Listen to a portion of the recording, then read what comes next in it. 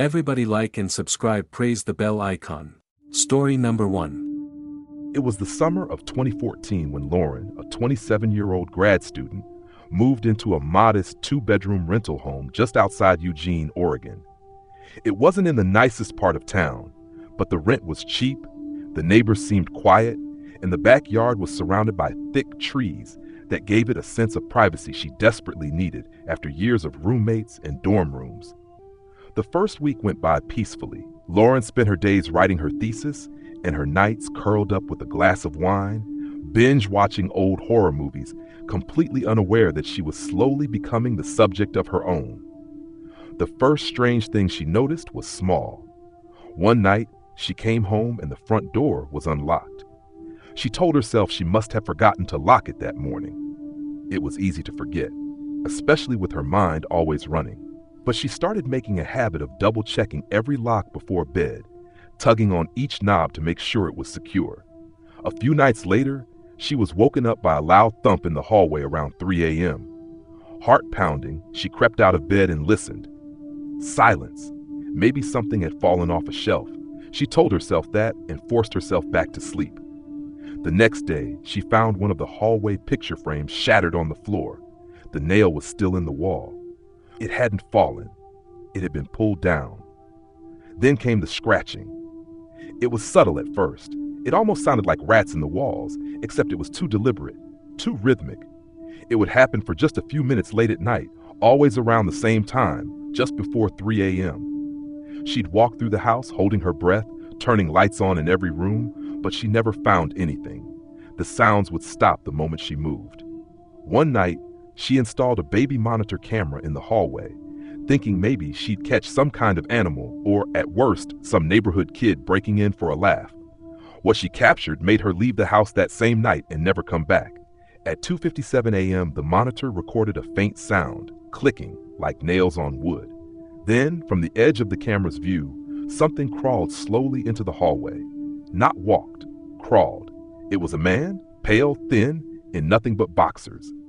His body moved in a jerky, disjointed way, like his bones didn't fit right under his skin. He paused under the hallway light, stood up fully, and turned to stare straight into the camera with wide, unblinking eyes. He had been inside her house, watching her, waiting. Lauren called the police immediately. When they arrived, they found signs of someone living in the crawl space above the ceiling. Blankets, food wrappers, a small cracked mirror, and a collection of photos of Lauren taken from inside the house, from the hallway, from the bedroom. None of the doors or windows had been broken. There were no signs of forced entry. The theory was that he had slipped in while the house was empty and hidden, coming out at night to move around, watching her, studying her, planning. They never caught him. The video was taken as evidence, and Lauren moved in with her sister across the state, refusing to live alone again. But to this day, she swears she still wakes up at 2:57 a.m. every night, heart pounding, staring at the dark corner of the room, certain that she's not alone. Story number 2. In December of 2009, an emergency dispatcher in a small Pennsylvania town received a panicked 911 call just before midnight. The woman on the line, Heather Collins, claimed that someone had broken into her home and was hiding in her basement. Her voice was trembling. She whispered into the phone that she could hear breathing through the vent leading up from the basement into her living room floor. The dispatcher kept her calm on the line, assuring her that officers were en route. But just before the police arrived, Heather suddenly screamed, dropped the phone, and the line went dead. When police entered the home, they found Heather huddled in a closet, shaking uncontrollably. She hadn't been attacked, but she was almost catatonic with fear. What they found in the basement made even the veteran officers pause. There was a man down there, mid-40s, barefoot, with long, filthy hair. He had no identification. He was just sitting in the far corner of the basement in the dark, not saying a word. He didn't try to run. He didn't even blink when the lights were turned on. The scariest part? He wasn't some random drifter. Taped to the wall behind him were dozens of photographs of Heather, all taken from inside the house. The angles were disturbing, some from under the bed, others through the crack of her slightly open closet door. Some even looked like they were taken from the attic, aimed down through the vents. It didn't take long for investigators to realize that the man had been living in her house for weeks, maybe even months. He had been crawling through the air vents and attic space, watching her through the grates in the ceiling. He had even left small things behind, rearranged furniture slightly, opened drawers, taken single items and returned them later. Enough to unsettle her, enough to test her awareness. Heather admitted to feeling off for weeks, like she was being watched, like things in the house were moving when she wasn't looking. But she chalked it up to stress, paranoia, the winter darkness. The man never spoke, not during the arrest, not during the trial. He was declared mentally unfit to stand trial and was placed in a secure psychiatric facility where he remains to this day. They never figured out how he got into the house. No broken windows, no signs of forced entry. It was as if he'd always been there. The house has since been sold, but local rumors still swirl about it.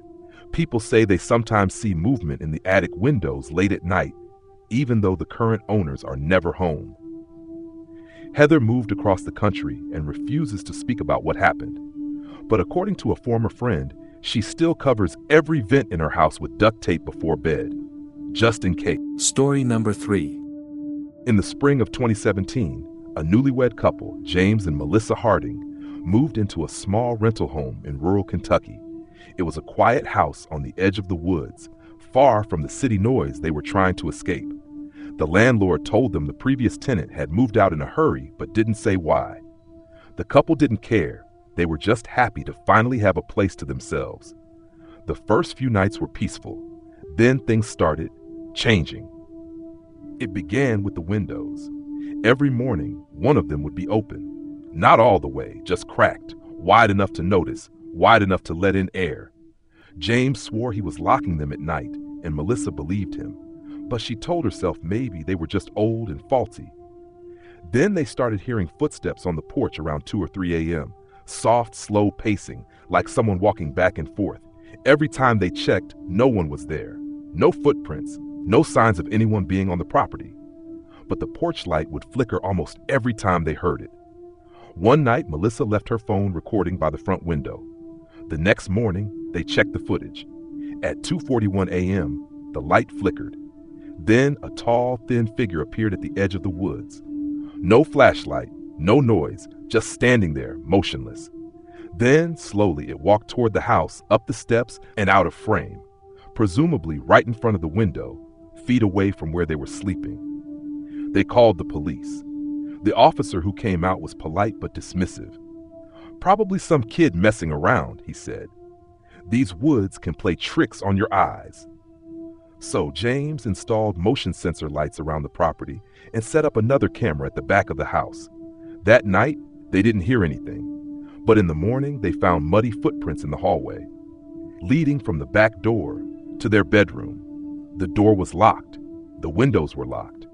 But the footprints were there, wet and clear. Melissa wanted to leave.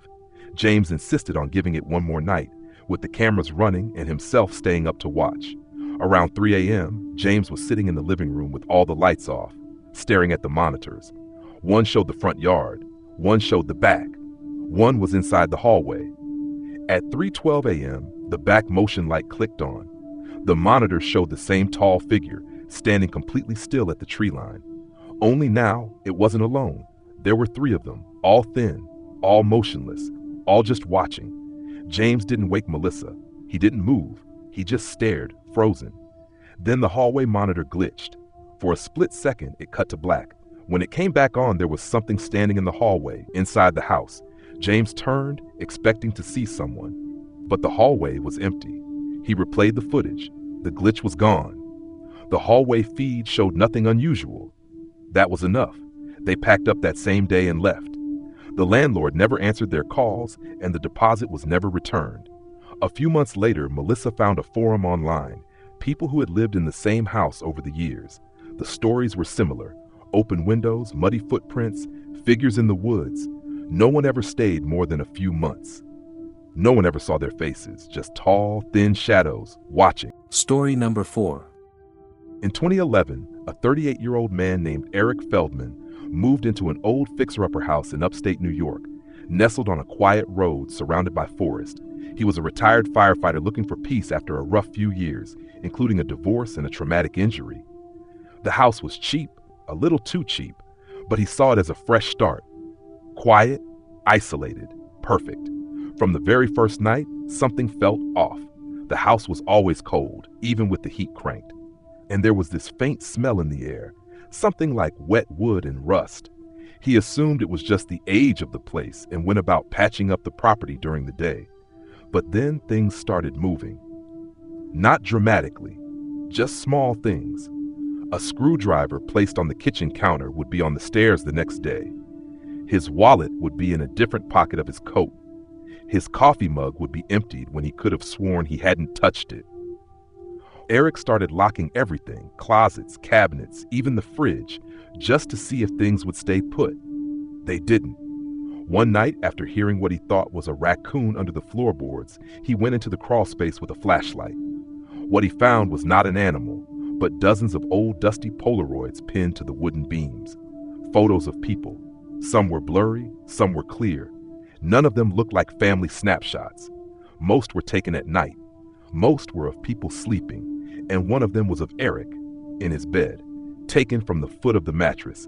He stumbled out, heart hammering in his chest, called the sheriff, and handed over the photos. A few hours later, deputies did a full sweep of the property. That's when they found the door. In the back of the basement, behind a set of old shelves, was a narrow doorway that had been bricked up and sealed. A hidden room. They broke through and discovered a tiny space, just large enough for someone to stand or crouch. There were empty food cans, an old sleeping bag, and a single camping lantern. Someone had been living in that wall, watching. The deputies told him that it looked like someone had dug their way into the space from underneath the house, likely years ago, and had come and gone without using the doors. There was even a hidden tunnel that led out into the woods behind the property. The scariest part? They didn't know how long that person had been there. Could have been before Eric moved in, could have been after, could have still been coming back. Eric left that night and never returned. The house has gone up for sale multiple times since, never sells. Locals say hikers have seen a thin man wandering the woods nearby, carrying something under his arm that looks like an old Polaroid camera, and they swear he always walks toward the house.